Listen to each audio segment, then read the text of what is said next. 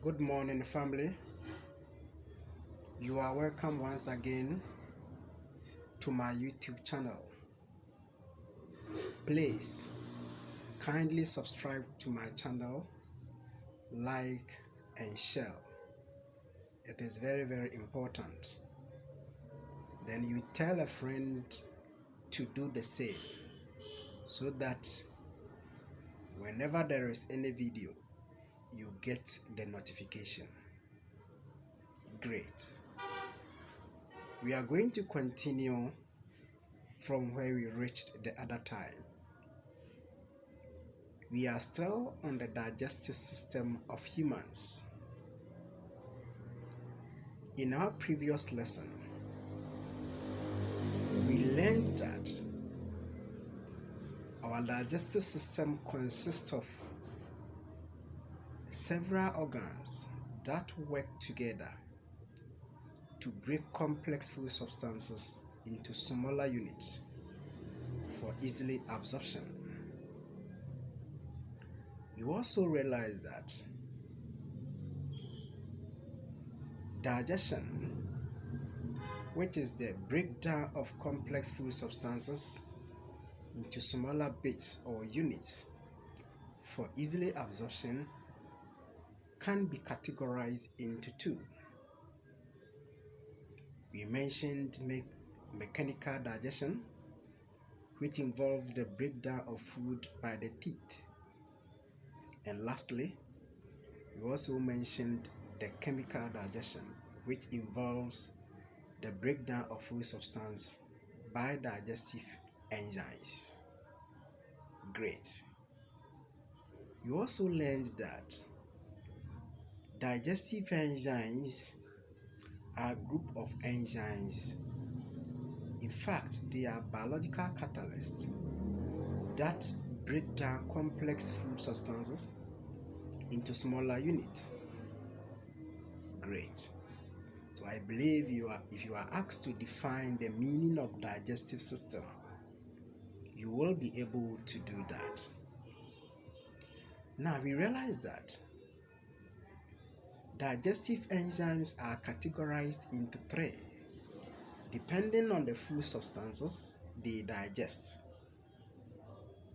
They are amylases, that is starch digesting enzymes; proteases, that is protein digesting enzymes; and then the lipases, lipids or fats and oil digesting enzymes.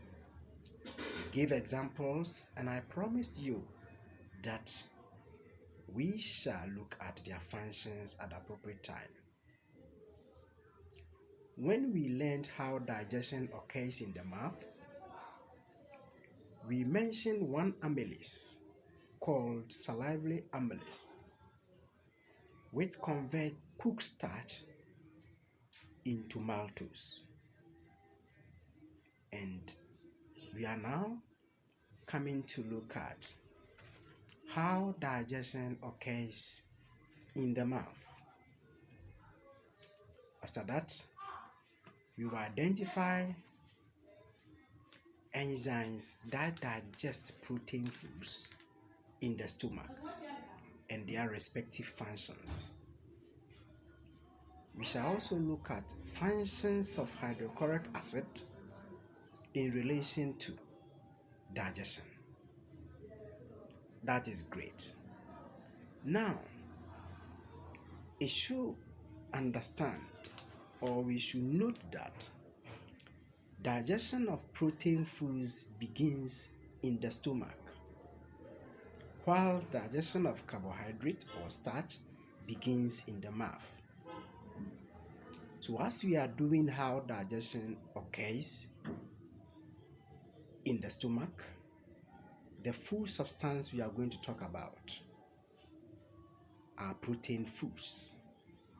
And I believe you know examples of foods that contain protein: meat, milk, egg, fishes, and the rest. When food enters the stomach, The walls of the stomach secrete a substance called gastric juice.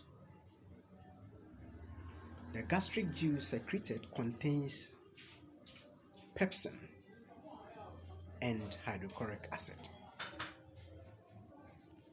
In infants and toddlers, mainly children from birth to 4 months, their gastric juice also contains renin.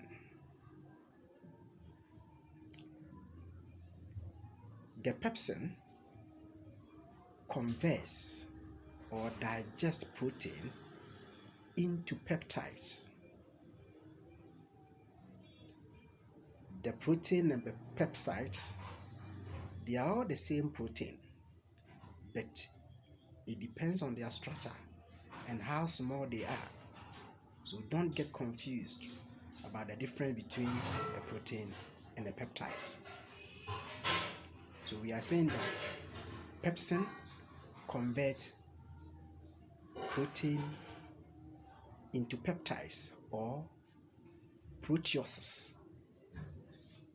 In some books, peptides are also called proteoses. Great. Now, the hydrochloric acid contained in the gastric juice perform 3 functions in relation to digestion. 1. We know that hydrochloric acids or acids in general are corrosive. So when any germ enters the stomach, it is the work of the hydrochloric acid to kill it. So we say hydrochloric acid kills any germ that may enter the stomach. Great. Now, in our previous lesson, we learned that salivary amylase work best in alkaline environment, whilst pepsin work best in acidic environment. So the hydrochloric acid produced by the gastric juice or the walls of the stomach create an environment, acidic environment, for the pepsin to function. And lastly, the hydrochloric acid neutralizes the activities of the salivary amylase that may enter the stomach. Neutralization. Great. Whenever an acid and a base meet, they react. Don't forget, the salivary amylases, they are alkaline in nature.